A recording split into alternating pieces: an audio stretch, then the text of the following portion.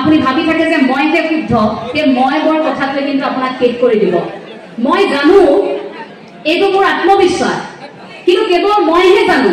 মোৰ বাহিৰে পৃথিৱীত কোনেও নাজানে, সেইটো অহংকাৰ। গতিকে কেৱল মইহে জানো এইটো নহয়, আমি জানো, আমি শিকিবলৈ চেষ্টা কৰিছো। বা আপুনি ক'ব পাৰে যে আপুনি একো নাজানে। মইতো বিচাৰো যে মহাবিদ্যালয়ৰ ভিতৰত আপোনালোকে যেতিয়া প্ৰৱেশ কৰে একো নাজানো হৈ আহিব, তেতিয়া আপোনালোকে ইয়াৰ পৰা ইমান দূৰ বুটলি নিব পাৰিব যে যি বুটলি নিয়া সকলো সম্পদে আপোনাৰ গোটেই জীৱনটোক সহায় কৰিব। ছাত্ৰ ছাত্ৰীসকলক অন্ততঃ সেইখিনি অনুৰোধ জনাম। এতিয়াও ধৰক কথাখিনি কৈ থকাৰ সময়খিনিতো আমাৰ এনেকুৱা বহুবাৰ হয় যে আমি কথা শুনি থাকো, কিন্তু আমি বেছি সময়ৰ বাবে কথাও শুনি থাকিব নোৱাৰো, কাৰণ আমাৰ ধৈৰ্য নোহোৱা হৈছে লাহে লাহে। ভাল শ্ৰোতা হ'বৰ বাবেও কিন্তু আমাক শক্তি লাগিব। কেৱল কথা ক'লেই নহ'ব, আনৰ কথা শুনিবও আপুনি পাৰিব লাগিব, ভাল শ্ৰোতাও আপুনি হ'ব পাৰিব লাগিব। সন্মুখত বহি থকা প্ৰতিগৰাকী ব্যক্তিয়ে যে শুনি আছে, ধ্যান দি আছে, সেই কথাটো পটকে ধৰা পেলাব পাৰি। কাৰণ 4 মিনিট এটা বিষয়বস্তুৰ সৈতে যদি আমি জড়িত হৈ থাকো, 4 মিনিটৰ পাছত আমাৰ সেই মনটো আমি বেছি দৃঢ়ভাৱে ভাবিব নোৱাৰো, হঠাৎ আমাৰ মনটো সলনি হৈ যায়। সেইটো আপুনি মই কৰা কাম নহয়, আমাৰ মানসিকতাই তেনেকুৱা, আমাৰ মনস্তত্বই তেনেকুৱা। সেই কথাটোৰ বাবে কৈছো যে আমি এতিয়া লাহে লাহে এই যে আমাৰ ধৈৰ্য শক্তিবোৰ নোহোৱা হৈছে,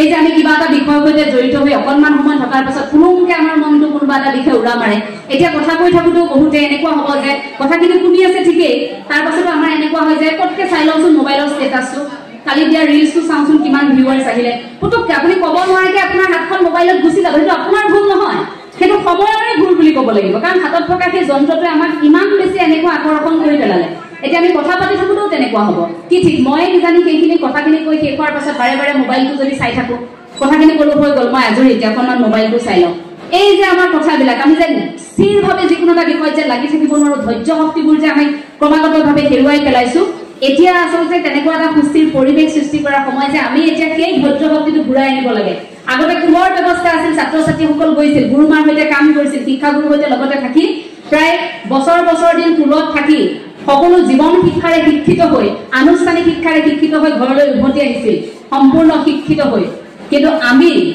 কেৱল মাত্ৰ বিদ্যালয়ত থকা সেই সময়খিনিত কেইটামান শ্ৰেণী আমি পাঠ গ্ৰহণ কৰিলো, তাৰ পাছত ঘৰলৈ গৈ আমি সেইখিনি ব্যৱহাৰিক জীৱনত প্ৰয়োগ নকৰিলো, য'ত আমাৰ অকণমান নহয় অকণমান ভুল হৈ যায়। গতিকে অধ্যৱসায়ে আপোনাৰ সফলতা আনিব পাৰে, আপুনি কষ্ট কৰিব লাগিব তাৰ বাবে। সফলতা সহজে অহা বস্তু নহয়, সহজ টকা সহজ সফলতাই আপোনাক শেষ কৰিব। এদিনৰ ভিতৰত যদি কোনোবাই ভাবিছে যে মই সফল হ'ম আজি ৰাতিটোৰ ভিতৰতে, মই জনপ্ৰিয় হ'ব বিচাৰো বুলি যদি কোনোবাই ভাবিছে, সেই জনপ্ৰিয়তাই কিন্তু আপোনাক বহু বেছি দিন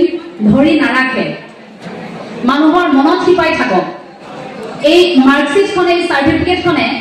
আপোনাক মাত্ৰ কেৱল আনুষ্ঠানিক শিক্ষাৰে শিক্ষিত কৰি আপুনি শিক্ষিত বুলিহে এটা পৰিচয় দিব। আপুনি মানুহ হ'বৰ বাবে আপোনাৰ অন্তৰাত্মা শুদ্ধি হ'ব লাগিব, আপুনি আধ্যাত্মিক হ'ব লাগিব, আপোনাৰ নৈতিক শিক্ষা থাকিব লাগিব। গতিকে এই কথাটো কম যে কেৱল মাত্ৰ এটা পৰীক্ষা বেয়া হ'লে আপোনালোক হতাশাত ভাঙি নপৰিব। এই যে পৰীক্ষাবোৰ আপোনালোকে দিছে, পৰীক্ষাত নিশ্চয়কৈ বেগ লাগিছে বহু ছাত্ৰ ছাত্ৰী, হয়তো ভবামতে কোনোবা এখন পৰীক্ষাত কোনোবা এখন পেপাৰত আপোনালোকে সেই নম্বৰখিনি পোৱা নাই, কিন্তু সেই নম্বৰটো পোৱা নাই বাবে এনে নহয় যে আপুনি জীৱনৰ আন পৰীক্ষাবোৰ আপুনি বেয়াকৈ দিব বা আন পৰীক্ষাত আপুনি কম নম্বৰ পাব, এইটো হ'বই নোৱাৰে। কাৰণ এটা পৰীক্ষাত বেয়া হ'লে জীৱনৰ সকলো পৰীক্ষা বেয়া হৈ নাযায়, সেই পৰীক্ষাটোতহে আপোনাৰ বেয়া হৈছে, কিন্তু আপুনি বাছি উলিয়াব পাৰিব লাগিব যে মই কোনটো পৰীক্ষাত আটাইতকৈ ভাল নম্বৰ কিয় পালো আৰু কেনেকৈ পাবলৈ সক্ষম হৈছিল, তাৰ বাবেনো মই কি কৰিছিলো, নিজৰ পাৰ্থক্যটো নিজে বিচাৰি উলিয়াব পাৰিব লাগিব। কোনো মটিভেশ্যনেল স্পিকাৰে আপোনালোকৰ মনত সাংঘাতিক প্ৰভাৱ পেলাব নোৱাৰে। এই যে মই এতিয়া কথাখিনি কৈছো, মইতো কওঁ যে মই কিন্তু কোনো মটিভেশ্যনেল স্পিকাৰ নহয়, মই কোনো পৰামৰ্শদাতা কিন্তু নহয়, মই আপোনালোকৰ মাজৰ এগৰাকী। আপোনাৰ মনত যিটো কথা খুদুৱাই আছে সেই কথাটো মোৰ বুকুতো খুদুৱাই আছে, সেই কথাখিনি আমি এতিয়া মাত্ৰ আলোচনা কৰিছো। কাৰণ এনেকুৱা হ'ল অসমত যে মাজৰ সেই সময়খিনিত আমি আলোচনা বহুত হ'ল, কথা বহুত হ'ল, কিন্তু কামবোৰ কৰবাত ৰৈ গ'ল, সম্পৰ্কৰ দূৰত্ববোৰ বাঢ়িল। গতিকে সেই আমাৰ মাজত থকা খুকুজাবোৰ, আমাৰ মাজত থকা আলোচনাবোৰ আমি এতিয়া আগবঢ়াই নিব বিচাৰিছো কথাৰে কামেৰে। গতিকে সেইবাবে সেই কথাখিনি কৈছো যে পৰামৰ্শদাতাই অকণমান সময়ৰ বাবেহে আপোনাক পৰামৰ্শ দিব পাৰিব। এটা মটিভেশ্যনেল স্পীচ আপুনি শুনো বুলি ক'লে আপুনি ইউটিউবটো চাৰ্চ কৰক, লগে লগে আপোনাৰ মনটো বেয়া লাগিছে আপুনি শুনিবলৈ পাব, মনটো ভাল লাগিছে শুনিবলৈ পাব, প্ৰেমত বিফল হৈছে আপুনি শুনিবলৈ পাব, প্ৰেমত সফল হৈছে আপুনি শুনিবলৈ পাব, যেনেকুৱা ধৰণৰ কথা আপুনি শুনিব বিচাৰে। কিন্তু কিমান সময়লৈ? আপুনি ঘূৰি গৈ যেতিয়া আপোনাৰ ৰুমটোৰ ভিতৰত সোমাব, আপোনাৰ যদি সাংঘাতিক মনটো বেয়া লাগি আছে, আপুনি অকণমান সময়ৰ বাবে সাহস পাব কিন্তু ঘূৰি গৈ যেতিয়া সেই ৰুমটোৰ আপোনাৰ টেবুল পঢ়া টেবুলখনত আপুনি যেতিয়া বহিব সেই বহি থকা সময়খিনিত কিন্তু সেই কথাখিনি আপোনাক অনুপ্ৰাণিত নকৰে আপুনি নিজৰ মাজত যুঁজখন যুঁজিবই লাগিব গতিকে নিজেই নিজৰ মটিভেটৰ হওক আপুনি আপোনাৰ পৰামৰ্শদাতা হওক আপুনি কি কৰিব আপুনি কি কৰি আছে আপুনি কোন এই প্ৰশ্নটো আপুনি আপোনাৰ প্ৰতিহে আগুৱাই নিব পাৰিব আমি অকণমান সময়ৰ বাবে কথা পাতি আলোচনাহে কৰিব পাৰো আপোনালোকৰ জীৱনৰ ক্ষেত্ৰত আমি কোনো সিদ্ধান্ত দিব নোৱাৰো সেইদিনা এগৰাকী শিক্ষাগুৰুৱে কৈছিল এখন মহাবিদ্যালয় যে তেওঁলোকে সন্মুখত এই কথাষাৰ উল্লেখ কৰিছে যে এঞ্জেলাহঁতৰ প্ৰজন্মটো খুব সৌভাগ্যৱান এইবাবেই যে এঞ্জেলাহঁতৰ প্ৰজন্মটোৱে অন্তত কেতিয়াবা মন বেয়া লাগিলে অন্তত কেতিয়াবা জীৱনৰ সিদ্ধান্ত লোৱা দুমুজাত পৰিলে সুধিবলৈ মানুহ আছে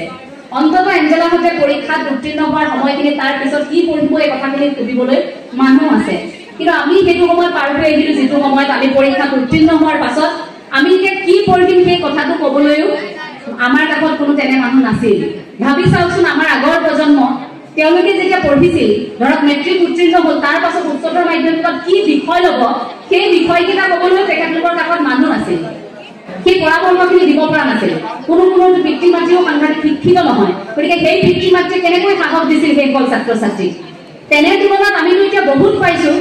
আমি ইচ্ছা কৰিলে আমাৰ হাতত থকা সেই মোবাইলটোৰ জৰিয়তে আমি সকলোখিনি পৰামৰ্শ ল'ব পাৰো ইচ্ছা কৰিলে দৌৰমাৰি শিক্ষাগুৰুৰ কাষলৈ যাব পাৰো ইচ্ছা কৰিলে আমি কোনো পৰামৰ্শদাতা যাকেই মন যায় আমি তেওঁৰ সৈতে কথা পাতি আমি পৰামৰ্শ ল'ব পাৰো গতিকে আমাৰ অভাৱটো কোনখিনিত আমাৰ নোহোৱাটো কোনখিনিত হৈছে সকলোবোৰ আছে মাত্ৰ এতিয়া সময় তাক ব্যৱহাৰ কৰাৰ এই কথাখিনি এইভাবে উনুকিয়ালো যে কোনোবাখিনিত আমাৰ সেই লক্ষ্যটো স্থিৰ কৰাৰ ক্ষেত্ৰত আমি যে কেতিয়াবা ৰৈ যাওঁ যে আমি পৰামৰ্শ নাপালে এই সিদ্ধান্তটো ল'বলৈ আমাৰ কৰবাত ভুল হ'ল এই কথাখিনি যে আমি সন্মুখীন হওঁ তাৰ বাবেহে মই কথাষাৰ উল্লেখ কৰিলো যে এতিয়া সুযোগ সুবিধা সকলোবোৰ আছে আপুনি মাত্ৰ এতিয়া গ্ৰহণ কৰক